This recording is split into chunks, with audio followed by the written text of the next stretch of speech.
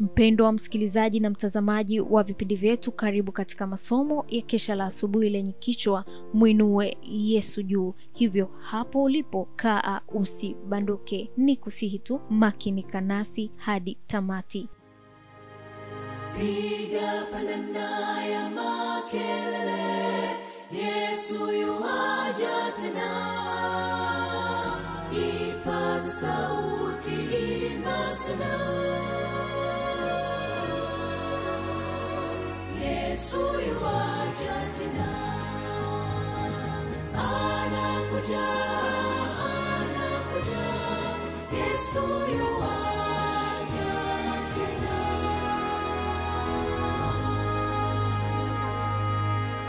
Ikiwa ni Machi 12, sharti tumwamini yeye. Binti, imani yako imekuponya, enenda zako na amani. Luka 8 mstari wa 48. Tufumbe macho tupate kuomba. Asante Baba kwa upendo wako, kwa masomo haya yenye mibaraka kwetu. Tunajikabidhi kwako, tunaomba utufundishe, utuhekimishe. Tunajikabidhi kwako kupitia jina lako Yesu Kristo, amen. Akiwa njiani kwenda nyumbani kwa kiongozi, katika umati wa watu, Yesu alikutana na mwanamke wa kuhurumiwa ambaye kwa miaka 12 alikuwa akisumbuliwa na ugonjwa uliofanya maisha yake kuwa mzigo. Alitumia mali yake yote kwa madaktari na tiba, lakini alitamkiwa kuwa ugonjwa wake hauwezi kutibiwa. Lakini matumaini yake yaliweza kuimarika aliposikia kuhusu miujiza aliyofanya Kristo. Alijua kuwa ikiwa angeweza kumfikia, angeponywa. Alikuwa karibu kukata tamaa wakati alipokuwa akipita katikati ya umati. Akafika karibu na mahali alipokuwa. Fursa adhimu ilikuwa imewadia. Alikuwa mbele ya tabibu mkuu, lakini kati ya machafuko hakuweza kuzungumza naye wala kuona zaidi ya muonekano wa umbo lake akipita. Kwa hofu na kupoteza nafasi yake ya pekee ya kupata nafuu, alijikaza akijisemea, ikiwa tu nitaweza kugusa mavazi yake, nitapona. Bwana Yesu alipokuwa akipita, alisonga mbele na aliweza kugusa pindo la vazi lake. Lakini katika muda huo huo aliweza kujua kuwa alikuwa ameponywa. Katika mguso huo mmoja kulikuwa na imani ya maisha yake, na mara moja maumivu na udhaifu wake vilipisha nafasi kwa nguvu za afya kamili. Ghafla Yesu akasimama na watu wakasimama naye. Aligeuka na akatazama huku na huko, akauliza kwa sauti inayosikika juu ya machafuko ya umati, ni nani aliyenigusa? Mwokozi aliweza kutofautisha mguso wa imani kutoka kwa mguso wa kawaida wa umati usiojali.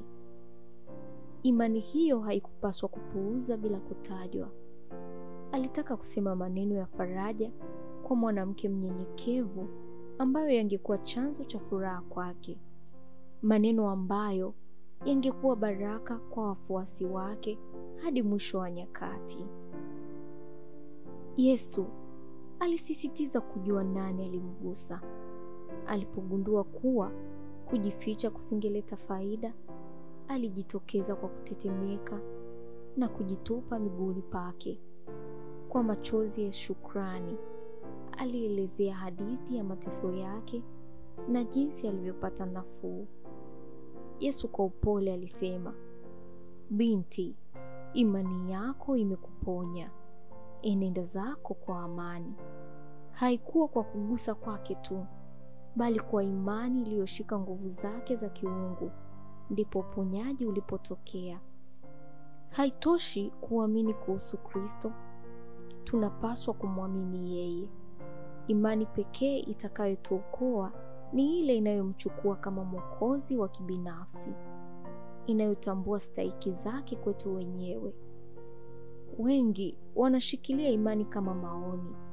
Imani inayookoa ni mapatano kama ya kibiashara, ambapo wale wanaompokea Kristo wanaungana na Mungu kwa uhusiano wa kiagano. Imani ya kweli ni maisha. Imani iliyo hai inamaanisha ongezeko la nguvu, imani ya kujiamini, ambayo kwa hiyo nafsi inakuwa nguvu inayoshinda.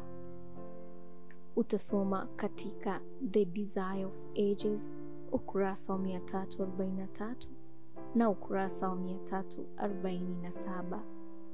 Huu ni mwisho wa somo letu la Machi 12. Sharti tumwamini yeye. Tufumbe macho tupate kuomba. Asante Baba kwa masomo haya. Tunajikabidhi sasa kwako. Tunaomba utembee nasi katika siku hii ya leo, na baraka zako ziwe pamoja nasi kupitia jina lako Yesu Kristo. Amen. Barikiwa nami mwaka 2025 katika masomo haya. Anakuja, Yesu yu